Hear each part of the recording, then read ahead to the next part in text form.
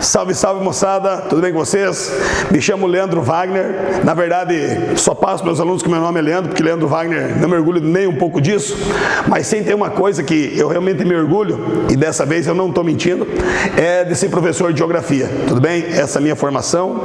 Eu trabalho nessa nobre instituição, Campo Real, há 13 anos, que inclusive foi quem abriu, as portas para a minha carreira profissional, e além disso, eu sou professor também de escolas, de colégio, a nível médio e também de cursinho pré-vestibular.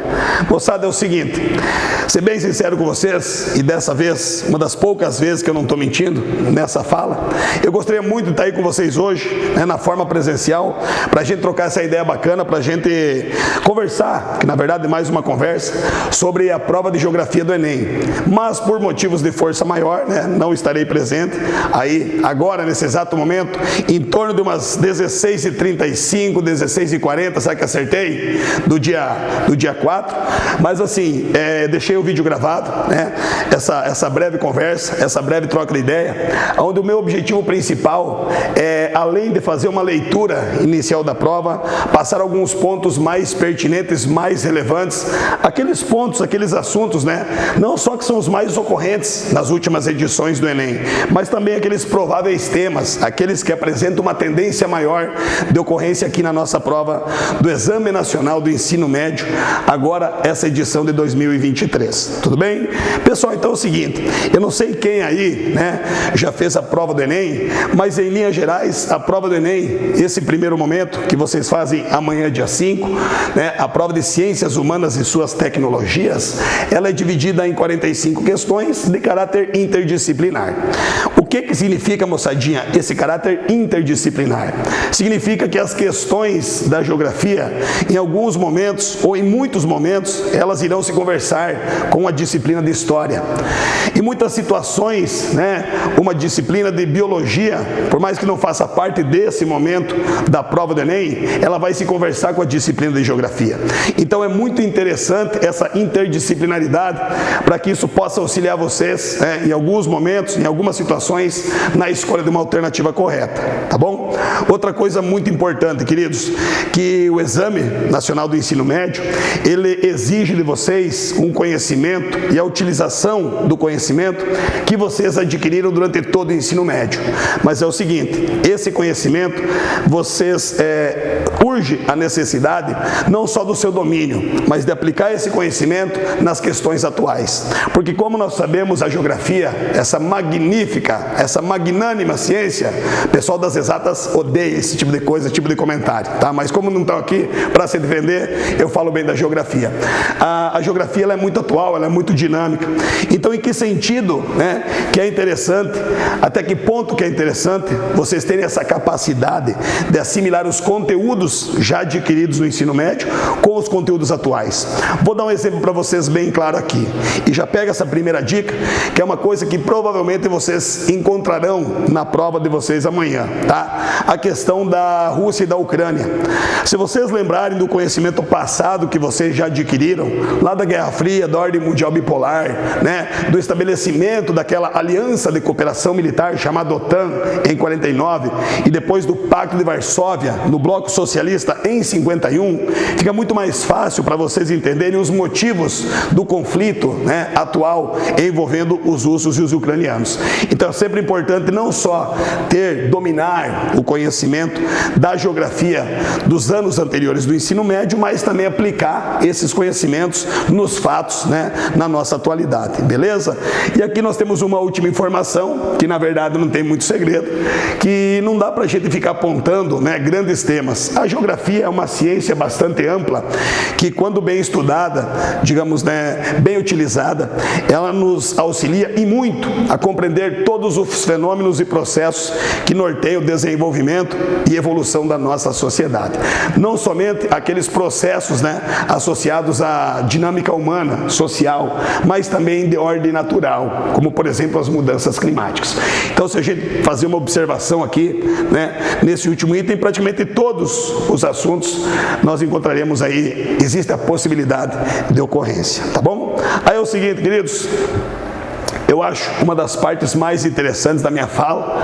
Aproveitem, vou tentar falar mais lentamente agora, para o slide ficar mais tempo aí, para vocês baterem no meu tempo chamavam de chapa, de retrato, né? Que nem celular se pensava que um dia podia tirar foto, mas aproveitem e tire essa foto, porque qual que é a lógica aqui, ó? O professor Leandro, ele fez um levantamento das últimas provas do Enem e eu dividi por setores de habilidade aqueles temas que mais têm caído nas provas de geografia do Enem. Então, primeiramente, né, eu não sei qual que é a dinâmica de estudo de vocês, né, a origem escolar de vocês, digamos assim, mas geralmente nas apostilas e nos livros, nos exercícios simulados com os quais eu habitualmente trabalho no colégio onde eu leciono, a nobre disciplina da geografia, nós temos geralmente ao lado dos módulos e dos exercícios um H e um número do lado. O que isso significa? Para você que não faz ideia, meu Jesus Cristo, e está apavorado com tanto H e letra, não é matemática, pelo amor de Deus, pesado, tudo tem limite. O H significa habilidade. Então, durante todo o ensino médio de vocês, espera-se que vocês consigam ou que tenham conseguido desenvolver certas habilidades. E na geografia, meus amigos, eu falo que é muito complexa, são 30 habilidades que espera-se que os senhores e as senhoritas tenham desenvolvido durante a trajetória do ensino médio. No nosso caso, nas últimas provas do Enem, inclusive eu destaquei para vocês aqui como zona de atenção, as habilidades mais cobradas são H30, H5, H16 e H27. E em termos de questões, as questões que mais ocorreram foram questões associadas à exploração de recursos naturais, problemas urbanos, dá uma ênfase aqui, destaca isso aqui a princípio, agroindústria, inovações tecnológicas no campo, fontes alternativas de energia, PEA, população economicamente ativa. Aqui nós temos basicamente os 6 principais temas específicos que nortearam em termos quantitativos as questões do Enem. Aí, claro, nova ordem mundial, erosão dos solos, os principais domínios morfoclimáticos e biomas brasileiros e a questão hídrica, a água no mundo. Mas, num primeiro momento, vamos focar nessas habilidades na nossa zona de atenção. Pessoal, o que seria a habilidade 30? Conhecida como H30. H30, ela exige de vocês uma capacidade de interpretar diferentes representações gráficas e cartográficas dos espaços geográficos. Já ouviram falar daquele esquema, dos elementos não verbais? Um gráfico é um elemento não verbal. Um climograma, que não deixa de ser um gráfico, é um elemento não verbal. Então, a habilidade H6, que é uma das habilidades mais ocorrentes, ela exige de vocês a capacidade não só de fazer a leitura, isso é fácil, na verdade, só ler o que está escrito e associar aos valores estabelecidos nesse gráfico, nesse elemento não verbal, mas vocês utilizarem essa informação. A leitura é uma coisa, a interpretação e a utilização dessa leitura é que é exigido de vocês. E aí é o seguinte, dentro desse contexto não tem como, juro para vocês, eu até tento, mas não tem como escapar disso, faz parte da minha essência, a questão da pirâmide etária. Então eu trouxe uma questão aqui, eu não lembro de cabeça, juro para vocês, nesse momento não quero mentir para vocês, mas é do Enem, se eu não me engano, 2018 ou 2019, que é uma questão que se você tiver um conhecimento, um domínio, da pirâmide etária, principalmente a brasileira, meu amigo, é sucesso, não tem segredo, é correr para o abraço. Então vamos fazer uma leitura da questão, vamos falar um pouco sobre as pirâmides etárias, e aí eu explico como que vocês podem utilizar esse conhecimento para poder chegar aqui na resolução correta, que tenho certeza que a maioria já acertou a alternativa. Então vamos lá, queridos. O bônus demográfico, preste atenção no bônus demográfico, ou janela demográfica. É caracterizado pelo período em que, por causa da redução do número de filhos por mulher, a estrutura populacional fica favorável ao crescimento econômico. Isso acontece porque há proporcionalmente menos crianças da população e o percentual de idosos ainda não é alto. Ação estatal. Esse estatal vem de Estado, tudo bem? Que contribui para o aproveitamento do bônus demográfico é o estímulo A. Letra A, atração de imigrantes. Letra B, elevação da carga tributária. Jesus Cristo, pelo amor de Deus, aí mata tudo nós. Até os professores, os primeiros que vão para a fita são os professores de geografia, se elevar a carga tributária. Não, pelo amor de Deus, já digo que não. Não pode ser Jesus Cristo. Qualificação da mão de obra, admissão de exilados políticos, também de políticos já está cheio, não precisa mais nenhum, né? Por favor, diga-se de passagem. Então tem umas coisas que não tem sentido nenhum. Ou concessão de aposentadoria. Meus queridos, eu apresento para vocês, apresento não, porque todo mundo, né, nessa fase que vocês estão, tem obrigação de saber do que se trata. Se você não sabe, não coloque a culpa no teu professor, porque você dormiu no primeiro ano, no segundo ano e no terceiro ano. Dá tempo de se acordar ainda, filho, e tem que ser agora, tá? Então as pirâmides etárias, elas representam os principais insumos utilizados para que a gente tenha uma noção, uma ideia da dinâmica demográfica de uma população. A pirâmide etária, por meio do seu estudo, a gente consegue entender como está ocorrendo o crescimento populacional dessa nação, né, dessa região em questão, digamos assim. Com a pirâmide etária também, né, de acordo com a sua configuração, além dessa dinâmica de transição demográfica, nós conseguimos identificar até mesmo o nível de desenvolvimento social e econômico dos países. Tudo bem? Porque qual que é a lógica aqui? Não deveria fazer isso, mas eu vou fazer porque vocês, né, eu sinto que vocês são gente boa. A pirâmide etária é o seguinte, gurizada. A pirâmide etária, ela é dividida em três setores, três patamares, digamos assim. E ela representa as populações de jovens, adultos e idosos. De 0 a 19 anos, como a maioria de vocês, na verdade, a maioria de nós aqui, a maioria de nós, de 0 a 19 anos, nós estamos representando a população de jovens. Dos 20 aos 59, população de adultos, que é o que mais importa para a dinâmica produtiva e econômica de um país, porque são aquelas pessoas que realmente fazem parte de uma força de trabalho, capazes de gerar riqueza independente do setor econômico. E acima dos 60 anos de idade, nós encontramos aí as populações, né, chamadas de populações idosas, tudo bem? Então qual que é a lógica aqui, pessoal? Primeiro, pirâmides etárias com bases largas e topos estreitos, isso sem dúvida alguma é uma pirâmide etária que indica países pobres. Por quê? Porque os países pobres, eles ainda apresentam uma taxa de natalidade bastante elevada, o que tem como consequência uma base larga. Lembre-se, a base representa as populações de crianças e jovens. E um país subdesenvolvido ou pobre, ele obrigatoriamente terá o topo mais estreito, certo? Bem mais estreito que isso aqui. Uma pirâmide etária muito semelhante ao que o Brasil tinha em 1990, só que a base muito mais larga e o topo se afinando cada vez mais. Por que o topo ele se afina, digamos, né? Ele é muito estreito? Porque são poucas as pessoas, ou a quantidade, o contingente de idosos nesses países. Porque a condição de vida nessas sociedades, ela é muito defasada. Então nós não temos um contingente muito significativo de pessoas que atingem, né, a idade idosa, tudo bem?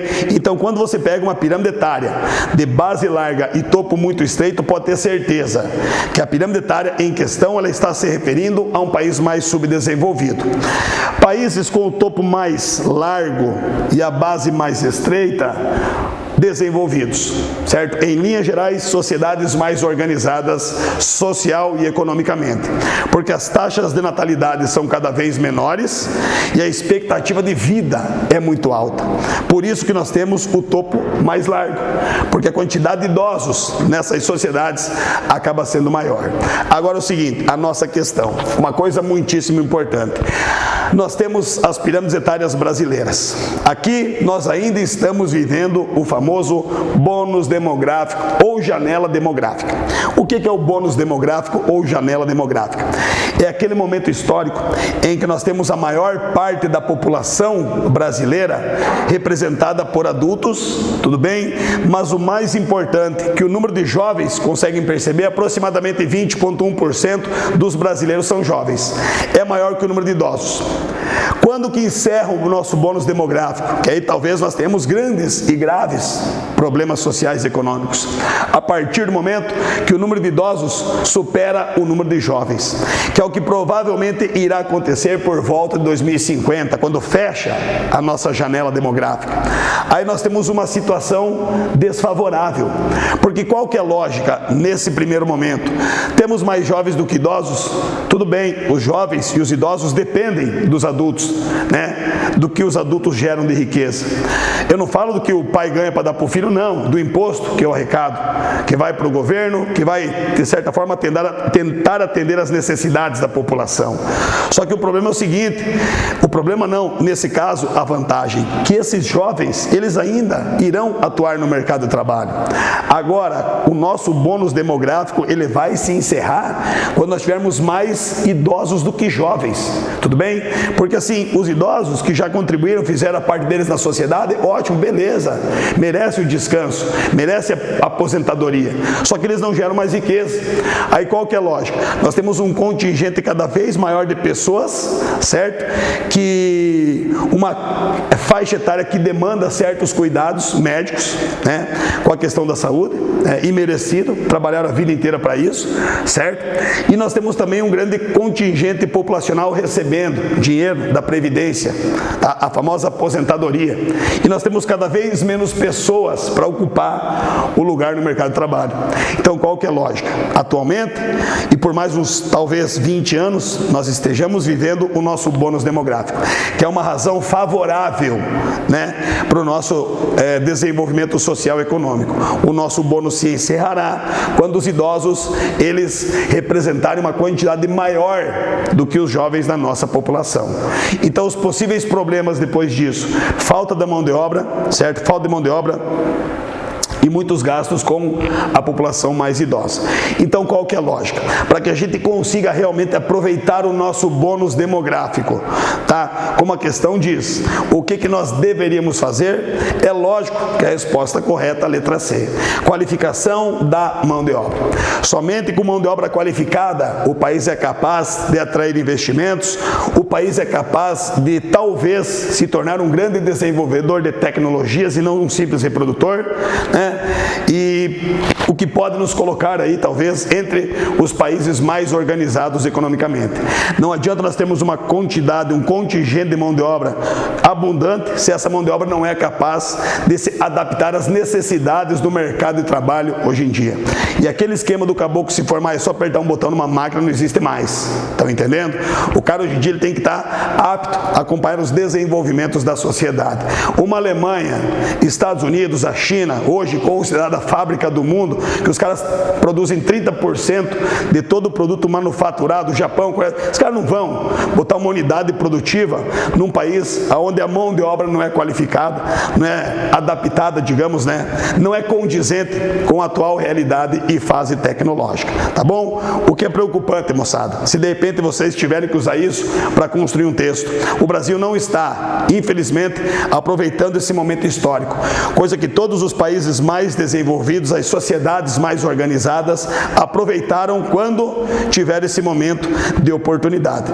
Então, o nosso bônus, a nossa janela está se fechando e, infelizmente, nós não conseguimos realmente aproveitar ele, tá bom? Mas assim, de maneira bem rápida e objetiva, até mesmo por conta do nosso tempo, a interpretação do elemento não verbal, como as pirâmides etárias nesse caso, pode ajudar muito vocês no desenrolar de alguma questão. E aí assim, rapidinho aqui, ó, outro elemento não verbal são os climogramas, né?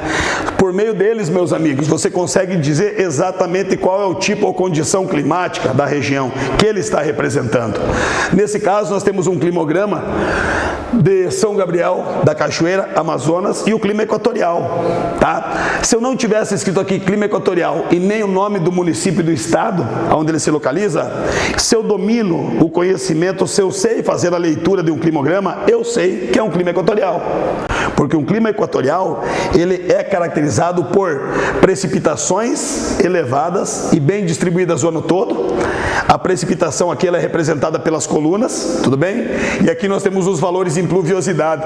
Então é um tipo climático dos 6 tipos de clima do Brasil que apresenta aí uma, digamos, concentração de chuvas de aproximadamente quase 2.800 milímetros e temperaturas altas o ano todo. Se eu pego um climograma, moçada, com os índices pluviométricos, né, bem menores, quase na base, temperaturas altas, eu sei que é um clima semiárido, não tem chuva.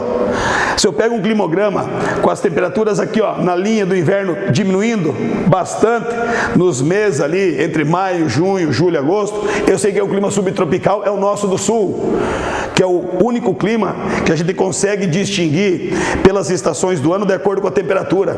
Você pega os outros climas brasileiros, a temperatura é alta o ano inteiro. Então, se você conhece o clima, as características dele, e você sabe fazer a leitura desse gráfico, desse elemento não verbal, você consegue perfeitamente dizer a qual tipo de clima ele pertence. E só aproveitando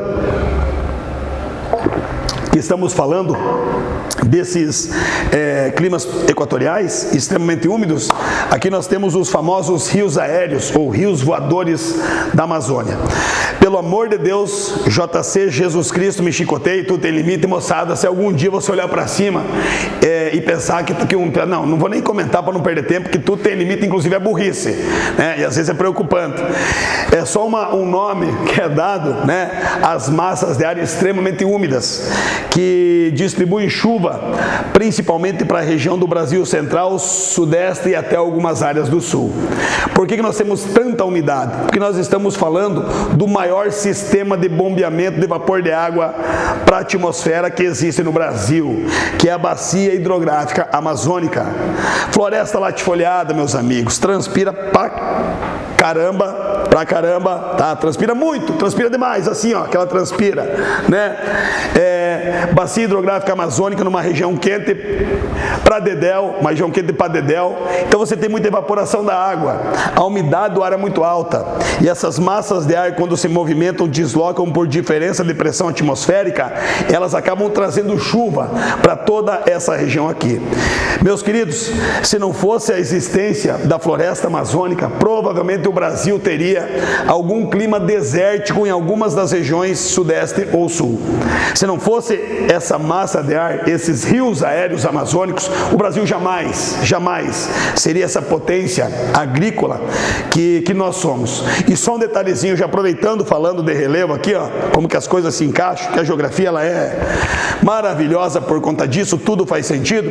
Se nós não tivéssemos essa maravilhosa, imponente, a mais longa, extensa cordilheira de montanhas, chamada Cordilheira dos Andes, um dobramento moderno formado no período terciário, nós estaríamos em maus lençóis, porque daí essa massa de ar úmida ela sairia para o Oceano Pacífico e nós teríamos um clima muito seco. Mas a Cordilheira dos Andes, ela se torna um obstáculo que acaba forçando essa umidade amazônica a distribuir, né, toda essa chuva, essa massa de ar, distribuir essa umidade para essas regiões do Brasil central. Então, isso aqui vem dessa região, né, um clima semelhante a esse aqui, beleza? Então tá bom. Segue o jogo. Vamos lá. Habilidade H16.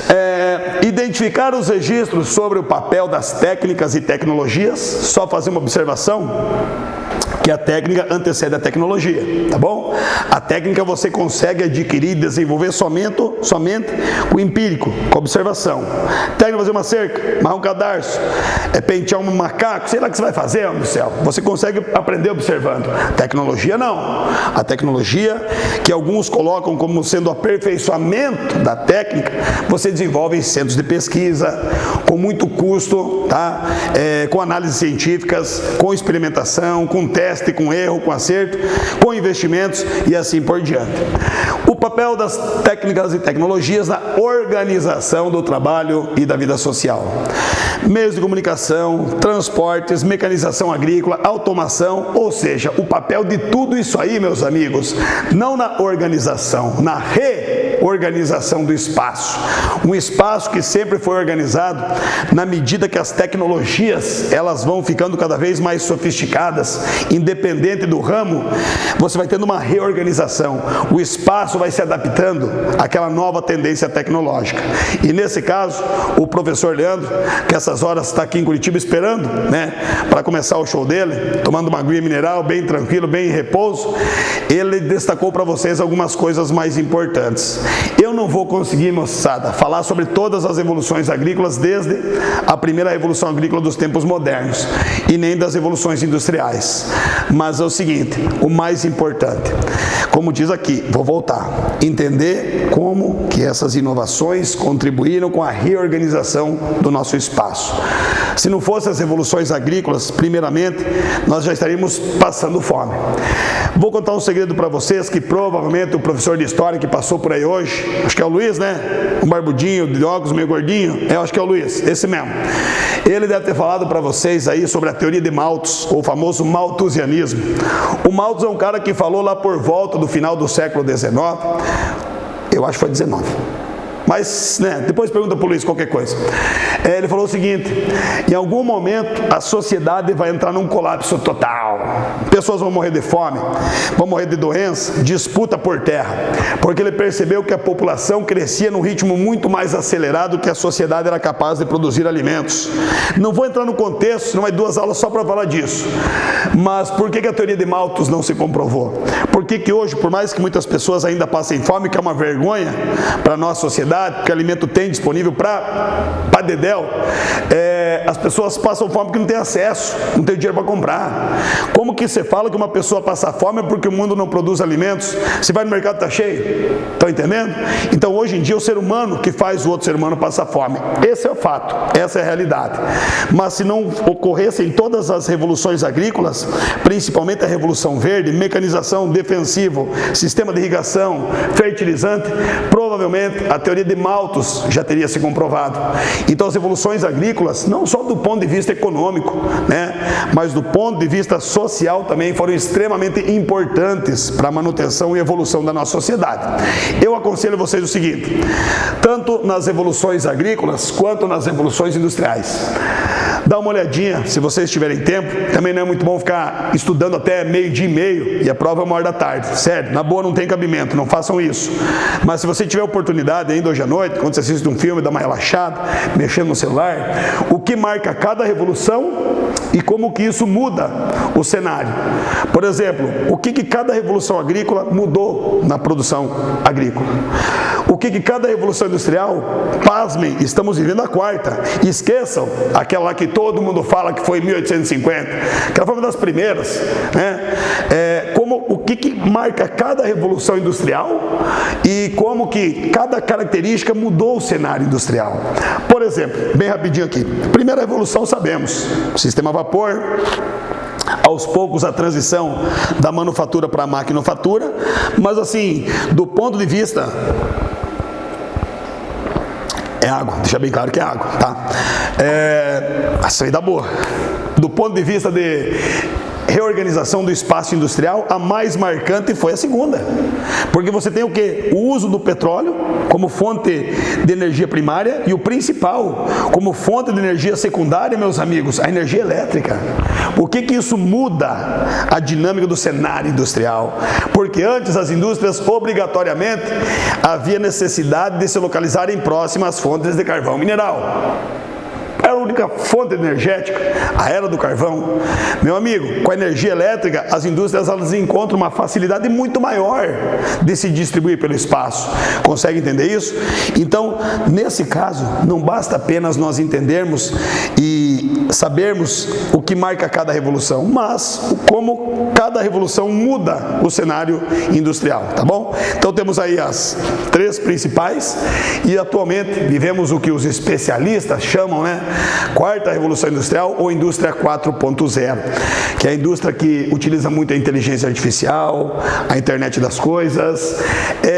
Ao meu ver, uma indústria, lógico, cada vez mais produtiva, mas do ponto de vista de vantagens, ela traz muita vantagem para o industrial, para o empresário, para o dono da fábrica, porque para o trabalhador, ela é péssima, na verdade, porque toda essa tecnologia gera o que nós chamamos na geografia de desemprego estrutural, que é a mão de obra substituída definitivamente daquela vaga, daquela função, por uma máquina ou, sei lá, por alguma tecnologia em especial, tá bom? Então, mais ou menos sobre as revoluções agrícolas e industriais, é isso que a gente precisa saber.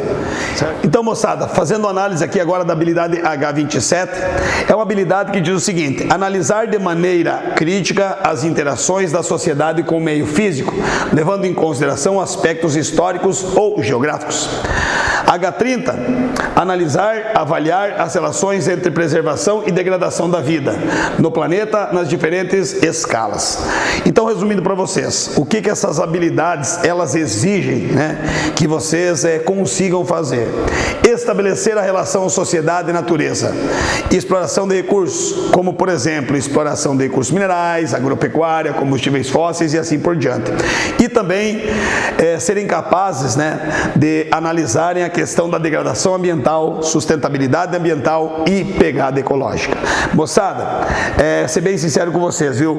As provas do Enem, elas são muito reflexo dos sistemas de governo vigentes no ano da prova. E eu tô com um pezinho atrás aí, alguma coisa está me dizendo que minha espinha aqui está coçando quando o tempo, sabe? Quando a gente toma anestesia para fazer cirurgia, e de quando o tempo está meio úmido, começa dessas coceiras. Alguma coisa me diz que nós teremos questões sobre a parte ambiental, tá bom? Desmatamento, queimadas, avanço da agropecuária sobre áreas de floresta, algo nesse sentido. Eu estou com um sentimento, um pressentimento aqui, tá bom?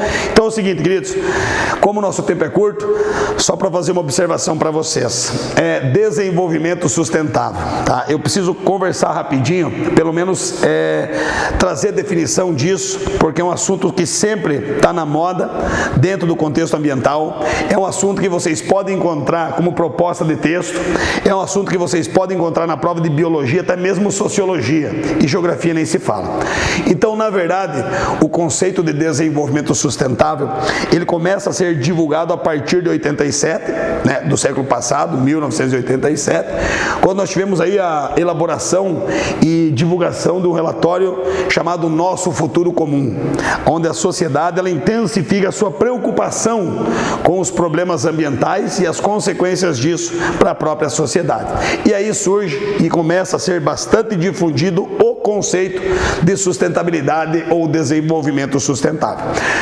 O maior erro é achar que o conceito de desenvolvimento sustentável, ele nos traz a ideia de não utilização dos recursos. Não esqueçam, por favor, esqueçam isso. Esse é o maior erro, é besteira.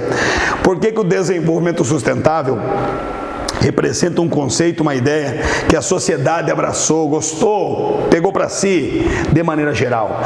Porque ele permite, né, ele incentiva o contínuo uso e exploração dos recursos naturais, porém de modo coerente, de modo consciente, para que esses recursos não faltem, não fiquem escassos para as presentes e para as futuras gerações. Então é uma utilização, uma exploração mais consciente dos recursos. E essa exploração permitiria um contínuo desenvolvimento social e econômico, por isso que é desenvolvimento sustentável. E o desenvolvimento sustentável, na sua essência, só será atingido quando a sociedade conseguir, ao mesmo tempo, uma eficiência econômica, uma prudência ecológica e uma justiça social. Beleza? Então, desenvolvimento sustentável se refere a isso, uma ideia de utilização dos recursos, porém de modo coerente e consciente. Fechou? Aí é o seguinte, moçada, só rapidinho para falar com vocês aqui, que nós vemos as revoluções industriais, olha aí, voltando no item anterior, tá? Como que isso pode ser relacionado também a alguma questão com a dinâmica ambiental e sustentabilidade. Quanto mais o ser humano vai evoluindo, de acordo com a sua capacidade produtiva, mais vai crescendo a pegada ecológica. Pegada ecológica, que é um termo que não é tão difundido assim, diz respeito ao nível de consumo das populações. quanto que uma população em certo país ela precisa de recurso para sobreviver, certo? É a pegada ecológica. Em todos os sentidos, comida, água, algodão, recurso mineral, para a pessoa viver, né? Recurso energético e tudo mais. Só para a gente ter uma ideia aqui. O vermelho, ele mostra o que nós chamamos de déficit ecológico. Quando a pegada do país é maior do que a capacidade que o país naturalmente tem de oferecer, regenerar os recursos. O azul significa a biocapacidade, ou a reserva ecológica, desculpem. A reserva ecológica é o seguinte: quando o consumo é menor do que a disponibilidade de recursos. E olha que interessante isso, meus amigos. Se você pega um gráfico como esse da pegada ecológica chinesa, o que você poderia escrever? Muita coisa mesmo. Começar a falar que o crescimento econômico da China, ele fica dinâmico, fica pungente, né? E resulta no que nós conseguimos acompanhar hoje a partir de 99. Olha só, meus amigos, a China até 97, com a maior população do mundo, tinha uma reserva ecológica. Tudo que os chineses consumiam, certo? O que eles produziam no seu território atendia a sua demanda. A partir do momento que a China ela promove uma série de transformações no final da década de 70, começo de 80, enfim, se torna uma grande potência industrial em 96, 97, meus amigos, olha como que a China já entra num déficit ecológico. Se nós pegarmos hoje o gráfico da pegada ecológica da China, é muito mais negativo. Mas sabe o que é interessante, gurizada? Estados Unidos da América, esses caras, desde que quando o capitalismo se estabelece como sistema ideológico, econômico, esses caras vivem num déficit ecológico gigantesco, tamanha pegada ecológica da sua população. Por isso que, ao meu ver, meus amigos, isso é difícil de ser conseguido, de ser atingido pela sociedade, porque uma eficiência econômica, uma prudência ecológica nós até conseguimos atingir, mas aqui está mais do que evidente que a justiça social não é possível. Enquanto uma população estadunidense, australiana, da Arábia Saudita, Canadá, esses países mais desenvolvidos, com maior nível de consumo, consomem e muito. Se nós pegarmos pegada ecológica de países africanos, nós percebemos que algumas situações, sem brincadeiras que eu dou essa aula, em alguns casos é 100 vezes menor. E quando nós começamos a imaginar mais ou menos e pensar que as sociedades podem começar a sofrer as mazelas das mudanças climáticas, eu pergunto, quem são as primeiras sociedades que sofrerão isso? Os que consomem tudo que eles têm e mais do que o mundo pode oferecer? Ou aqueles que não consomem nem os seus próprios recursos? Por isso que, ao meu ver, o mais difícil para que a gente atinja isso é a justiça social. Aí é o seguinte, moçada, vamos seguir adiante. E aqui o professor Leandro ele trouxe mais 4 possíveis temas: problemas socioambientais urbanos, conflitos, geopolítica e sistema unimultipolar e grandes desigualdades socioeconômicas no mundo. Só vou fazer uma observação. Primeiro, urbanização não significa necessariamente o crescimento das cidades. Urbanização, ela representa um momento em que a população urbana supera a população rural. Aí o país é urbanizado. E os países subdesenvolvidos, em linhas gerais, eles são dotados de muitos problemas socioambientais urbanos, porque a sua urbanização é considerada acelerada e caótica. São países cujas sociedades urbanas, elas cresceram muito rápido em pouco tempo. Países que tinham 50% da população urbana, em questão de 20 anos, passou a 80%.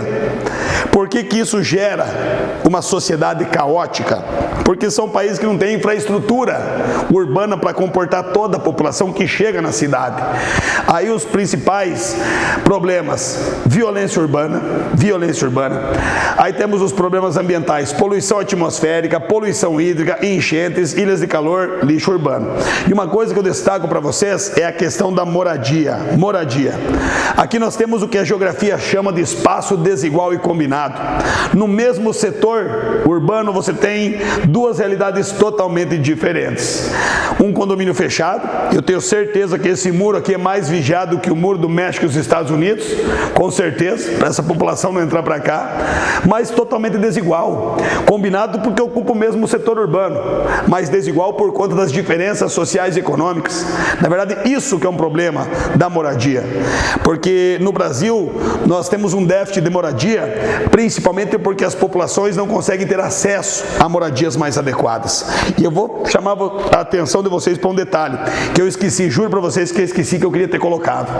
Nós presenciamos nos últimos anos muitos desastres naturais associados a deslizamentos. Gente, isso não é um desastre natural, isso é um problema social. O deslizamento pode ser um fenômeno natural, mas que só aconteceu porque o ser humano tirou a vegetação e meteu casa em cima. Esse que é o problema. Mas as pessoas morrem, não foi a natureza que matou elas. As pessoas morrem porque estão lá, porque não tem outro lugar para ficar. Então a questão dos deslizamentos, das mortes, dos famosos desastres naturais associados a esse tipo de processo, vocês têm que analisar fora da caixinha só da quantidade de chuva e da declividade do relevo. Tem que pensar o porquê que essas pessoas estavam lá. Isso é uma consequência de um dos mais graves problemas sociais do Brasil, que é a moradia. E uma coisa que cada vez ganha mais relevância: autossegregação. São as pessoas que se segregam. Segregação socioespacial, infelizmente, são pessoas marginalizadas pela sociedade, que não têm acesso a uma moradia adequada, a uma educação, a uma saúde. Elas são segregadas, são separadas. Agora, autossegregação, que na verdade é uma consequência principalmente da desigualdade, da violência, da expansão do crime organizado e da ineficiência do poder público, são pessoas que buscam enclaves fortificados, como diz aqui, condomínio fechado, estão entendendo? Prédios com segurança. Então esse é um conceito cada vez mais usado na geografia urbana. As pessoas que se autossegregam, se isolam para se proteger com medo da violência. E uma coisa que aconteceu agora com nós, agora não, desde que a Cidade dos Lagos foi organizada, que também é um conceito cada vez mais utilizado na geografia urbana: gentrificação. Valorização de espaços que antes não eram valorizados, beleza? Aí é o seguinte, rapidinho, moçada, sei que estão com pressa, já o dia inteiro sentado estudando, mas vai valer a pena. Conflitos. Primeiro, gurizada, os principais motivos que geram conflitos: disputas fronteiriças, perseguições étnico-religiosas, disputas pelo controle de recursos, tensões geopolíticas e militares. Qual que é a lógica? Para a gente entender bem isso aí.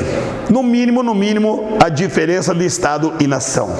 Nação é o povo. A nação é definida por similaridades, afinidades culturais e históricas.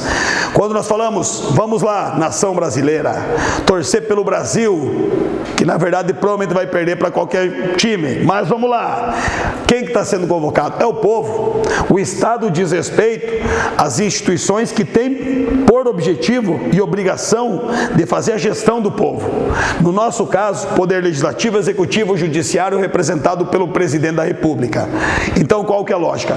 Conflitos internacionais entre estados, guerras civis entre a própria nação, tudo bem? Dentro de um próprio país, dentro de um próprio estado. Aí eu vou destacar para vocês aqui rapidinho a Primavera Árabe, que é um movimento que começa, que surge no norte da África e logo se espalha pelo Oriente Médio. Por que eu falo da Primavera Árabe? Porque a Primavera Árabe foi o motivo que deu início a todo esse conflito, que até hoje, provoca mazelas e só traz desgraças e coisa ruim para a Síria, para a população síria. A Primavera Árabe foi manifestações organizadas pelas populações jovens diante da insatisfação com governos totalitários e autoritários dos seus países. Tudo bem? Então, por exemplo, aqui, vamos pegar o Gaddafi. Gaddafi está aqui, ele, 42 anos no poder. A população viu que a condição de vida para as populações mais jovens uma porcaria, cada vez pior. E quem estava no poder? Autocratas que se intitulavam, os governadores, os líderes, cada vez a família mais rica. Esse cara aqui se deu mal. Esse de todos os líderes que foram depostos, saíram por vontade própria, digamos assim, ele foi pego e foi morto, se eu não me engano, em praça pública. Então a Primavera Árabe foi esse movimento organizado pelas redes sociais, já vi isso cair em questão de Enem, das populações jovens nos países árabes, beleza? Protestos contra os governos autoritários que não traziam nenhuma perspectiva de futuro para essas populações. Só que é o seguinte, o mais grave de tudo, a consequência mais grave foi na Síria, onde o governo do Assad, o Bashar Assad, há 11 anos no poder naquele contexto histórico, agora está muito mais, 2011, nós estamos em 2023, ele reprime de forma muito violenta a população. Então nós temos início aí, praticamente, uma guerra civil se instalando na Síria. O que é pior? Que além do governo sírio, apoiado, né, que a gente sabe, pela Rússia, pelo Irã, para alguns países árabes, mesmo que de maneira indireta, os famosos, digamos, os rebeldes, aqueles contra o governo sírio, apoiados pelos Estados Unidos, pela OTAN e toda essa galerinha, nós temos quem mais? O Estado Islâmico, o EI, que se aproveitando de uma instabilidade do país, começa a ganhar áreas, né? E nós temos também a questão dos curdos. Os curdos, coitadinho dos curdos, representam um povo que antigamente habitava uma região chamada Kurdistão, que foram expulsos dessa área e hoje eles reivindicam o seu território para reaver a sua nação, o seu estado. Só que os curdos, eles estão espalhados por vários países do Oriente Médio. Qual que é a situação atual? O Estado Islâmico perde a força, graças a Deus. O governo sírio, ele ocupa áreas cada vez mais significativas e os curdos ainda estão ali, né, lutando pelo seu espaço. Mas a situação da Síria é uma situação que, infelizmente, está difícil de se resolver e os mais prejudicados são a própria população síria. Aí é o seguinte, uma das últimas informações. Sistema unimultipolar. O que é a geopolítica? Geopolítica não é o estudo dos sistemas políticos de um país, de uma nação. Jesus Cristo não é, por favor. A geopolítica, ela diz respeito à relação de influência que os países têm a nível mundial. Por que nós temos aqui, hoje em dia, uma ordem unimultipolar? Durante a Guerra Fria, nós vivemos aquilo que ficou conhecido como ordem mundial bipolar. Dois polos hegemônicos de ideologia e sistemas econômicos diferentes, disputando a maior área de influência possível e tentando evitar que o outro sistema, né, ele adquirisse uma maior área de influência, ele se expandisse. Não tivemos nenhum conflito direto entre as duas superpotências. Graças a Deus, não teríamos uma guerra, um conflito nuclear. Mas tivemos muitas situações conflituosas associadas a isso. Guerra do Vietnã, Guerra da Coreia, são dois exemplos, certo? Só que a partir da desintegração da União Soviética em 91, a ordem mundial bipolar acabou. O que nós vivemos hoje? Rapidinho. Hoje nós vivemos uma ordem unimultipolar. Do ponto de vista geopolítico, Estados Unidos. Por isso que é um polo. Ninguém influencia tanto o mundo como os Estados Unidos. Essa influência, ela é adquirida e mantida de três maneiras: economicamente, militarmente e culturalmente. E se tem um país hoje que é capaz de influenciar o mundo a esse nível, ainda são os estadunidenses. Só que do ponto de vista econômico, queridos, tá? Nós temos muitas outras potências que vão surgindo, né, no cenário, se tornando protagonistas. A própria China, o Japão, terceira maior economia lá no Pacífico, a União Europeia, várias organizações de blocos econômicos. Então, quando nós falamos em ordem unimultipolar, é isso. Ordem geopolítica, um único polo, Estados Unidos da América. Ordem econômica, podemos dizer que temos vários polos de relevância. E para acabar aqui, meus amigos, eu trouxe só uma informação que, assim, aqui nós temos, ou talvez o principal fator que ainda contribui com as diferenças sociais e econômicas entre os países, e o que é pior, a tendência é que essas diferenças só aumentem. Países considerados desenvolvidos, certo? Esses caras, eles concentram ainda mais ou menos aí 70%, 65% da riqueza mundial. Os países considerados emergentes, subdesenvolvidos, esses países concentram aí aproximadamente 35-30% da economia mundial. Agora, contar um segredo para vocês. Por que as coisas são dessa maneira? Porque os países desenvolvidos, em linhas gerais, eles são os países que ganham dinheiro na comercialização de produtos com valores agregados. E os países mais subdesenvolvidos, como o Brasil, nós temos volumosas cargas que são exportadas e comercializadas com o mundo todo de produtos primários. Consegue entender isso? Nós historicamente fornecemos produtos minerais, produtos agrícolas, matéria-prima, que na verdade, por mais que seja importante, no mercado externo não tem tanto valor assim. O que dá valor ao produto, a essa matéria-prima? É a mão de obra qualificada ou a tecnologia utilizada para transformar isso em um produto? Eu sempre falo para os meus alunos da escola, o que mais vale às vezes, esse auditório que vocês estão aí, na Campo Real, o Salão Nobre ou no auditório, cheio de estanho, que é um produto que é utilizado para fazer soldas, microsoldas em componentes eletrônicos, como por exemplo no iPhone, ou talvez uma sala de aula cheia de iPhone 10, 12. Qual que é o último iPhone que saiu mesmo? Eu acho que é 13. 3? 13. O 13, aqui a produção está dizendo que é o 13 aqui. Cara, é claro que o que vale mais é metade de uma sala cheia de iPhone 13, e o iPhone 13 está cheio de estanho, o nosso estanho dentro. Mas por que ele vale tanto? Porque para produzir o iPhone 13, né, foi desenvolvida uma tecnologia, uma pesquisa, que é o que agrega valor ao produto. Então, muito dessas diferenças sociais e econômicas estão atribuídos a raízes do passado. Sempre fomos fornecedores de matéria-prima e compradores de produtos com valor agregado. Então a balança comercial com esses países, nossa, é sempre desfavorável, nós sempre somos e talvez ficaremos dependentes deles. E mais uma informaçãozinha aqui, ó, biomas brasileiros, sempre bom estudar, tá bom? As suas características, nesse caso aqui temos quem?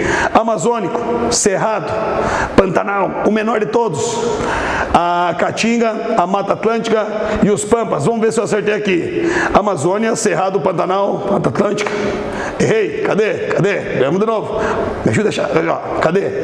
Amazônia, Cerrado, Pantanal, Caatinga, isso aqui. Eu acho que é a letra E.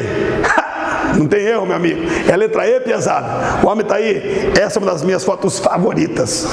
E é o seguinte, vamos só comentar aqui, ó, questão da Ucrânia e da Rússia. Primeiro, essa confusão, ela acontece já em 2014, tá bom? Quando a Rússia, ela anexa a Crimeia, a península da Crimeia, ao seu território. Naquela oportunidade, a Ucrânia havia sido convidada para fazer parte da União Europeia. E a Ucrânia, ela tinha um presidente, o Viktor Yanukovych, que tinha um alinhamento muito grande, política e economicamente, com a Rússia, com Vladimir Putin. E como a Rússia não fazia parte da União Europeia, e não era tão amiga e tão parceira da União Europeia, esse cara simplesmente, sem consultar a população, decidiu não entrar na União Europeia. Logo, a população se revolta e em 2014 tira esse cara do poder. Só que é o seguinte, gurizada, essa regiãozinha aqui que o professor está mostrando com o seu dedinho é o que nós conhecemos por Crimeia, que foi anexado ao território russo em 2014. Mais de 50% da população da Crimeia é uma população russa. Então, a população, não gostando ou insatisfeita com a atitude de que a outra parte da população, me fugiu agora a palavra certa, né? Fez a deposição do presidente, eles começam com uma ideia de movimento separatista do território ucraniano. Logo, o governo central russo vem, abraça essa ideia, apoia esses caras na causa e em 2014 começou toda essa confusão, ela foi estabelecida. A Crimeia, que é uma posição estratégica, né, em relação ao Mar Negro, ela é anexada ao território russo. Estratégica do ponto de vista econômico e militar, porque aqui nós temos duas das principais bases militares da região. E aí é o seguinte, e a questão atual, essa invasão atual da Ucrânia, ela está muito associada a possibilidade da Ucrânia em fazer parte da OTAN. Por isso que eu falei para vocês no começo, que o conhecimento adquirido em outras disciplinas, ou até mesmo em geografia nos anos anteriores, ajuda muito nisso. Por que a Rússia ficou tão brava e tão nervosa com a possibilidade da Ucrânia entrar na OTAN? Porque a Ucrânia sempre fez parte da União Soviética, e a União Soviética sempre brigou com a OTAN, porque a União Soviética, ela fundou o Pacto de Varsóvia, enquanto que os Estados Unidos e os países alinhados a eles, em 49, organizaram a OTAN, Organização do Tratado do Atlântico Norte, cooperação militar. Em caso do ataque inimigo, todos os países membros têm a obrigação de cooperarem mutuamente. Então pense comigo aqui, não que o governo russo, o governo central do Vladimir Putin, está certo de invadir um estado, né, prejudicar a nação que faz parte daquele estado. Mas, porra, os caras foram inimigos a vida inteira. E quando você percebe, os Estados Unidos estão dentro do teu quintal. Tem muito país que antes, meus amigos, eram países socialistas que já mudaram o sistema econômico para capitalista e fazem parte da OTAN. Então o cara percebe que não só ele perde áreas de influência, mas ele vai ficando cada vez mais sufocado. Não estou justificando nada, pelo amor de Deus, é totalmente errada a postura russa, tudo bem? Mas a gota d'água ali, o limite foi a possibilidade dos ucranianos entrarem na OTAN, tá bom? Aí é o seguinte, não vai dar tempo de falar tudo isso, é muita coisa, Jesus Cristo, a geografia é muito complexa, mas só um detalhe, a prova do Enem, ela tem geralmente um delay de 2 a 3 anos, às vezes. Então o Brexit, que foi todo aquele processo de saída do Reino Unido da União Europeia, uma das principais economias daquele bloco saiu, oficialmente agora em 2021, mas o processo se iniciou em 2016. Deem uma olhadinha, aconselho vocês, se puderem, né, nas consequências e nos motivos disso, beleza? Só que isso já gera possibilidade de outros países também sair da União Europeia. Pouco se fala disso. Os franceses já querem também fazer consulta pública para saírem. É isso que a gente chama de desglobalização, meus queridos. É um conceito novo, pouca gente ainda divulga isso, porque não se sabe ao certo o que é, mas ao contrário da globalização, que promove uma integração econômica, cultural e social maior, a desglobalização faz com que os países eles fiquem cada vez mais autônomos, tudo bem? E está aqui o maior exemplo disso. A União Europeia, que sempre foi o principal e mais fortalecido, complexo bloco econômico, tá? Que todo mundo queria entrar, hoje ela vive uma situação que muitas das suas economias querem se dissipar, querem independência, querem serem mais autônomas, digamos assim, tá bom? E aqui é o seguinte, então as habilidades mais cobradas: H30, relação, sociedade e meio ambiente. H6, interpretação de gráficos, tabelas e mapas. E aqui nós temos as últimas dicas, né? Que está aqui na verdade, está repetindo, moçada. Então vamos para o próximo slide, ó. Isso aqui é isso aqui. As últimas dicas de um pobre professor. Pobre de dinheiro, mas de espírito, né? Eu sou muito rico, na verdade. Conhecer os assuntos mais cobrados, vocês conhecem. Fique atento às notícias, dê atenção aos elementos não verbais, olhar crítico às paisagens naturais e urbanas e intere-se da geopolítica mundial. Moçada, preste atenção nos termos técnicos das provas e é o seguinte: questões fáceis vocês têm a obrigação de acertar. Tipo assim, o Brasil não tem terremoto, nós não somos um país assísmico, mas o Brasil não tem montanhas, dobramentos modernos, por quê? Letra A, porque chove muito. Letra B, porque o clima do Brasil é tropical. Letra C, porque nós somos pentacampeões. Somos penta ou hexa? Pentacampeões.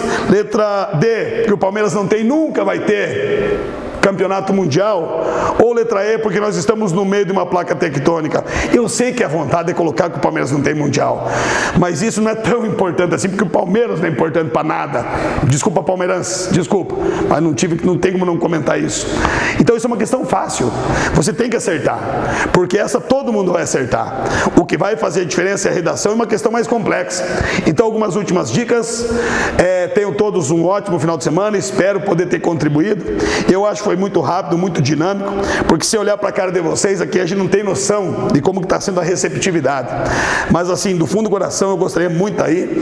Tem uma coisa que eu gosto demais de fazer, é trocar essa ideia, ter esse contato com essa geração, com essa moçada, tanto que eu adoro, amo o que eu faço. E é isso, vocês estão preparados? Vão com calma, vão tranquilos, também não fiquem dormindo na prova, pelo amor de Deus, que é uma prova extensa, tudo tem limite, né? E o cara, o fiscal de prova quer ir embora, pô. E vai dar tudo certo, beleza? Prazer em conhecê-los, quem sabe um dia a gente se encontre pelos corredores da Campoial. Sucesso, fique com Deus e boa prova.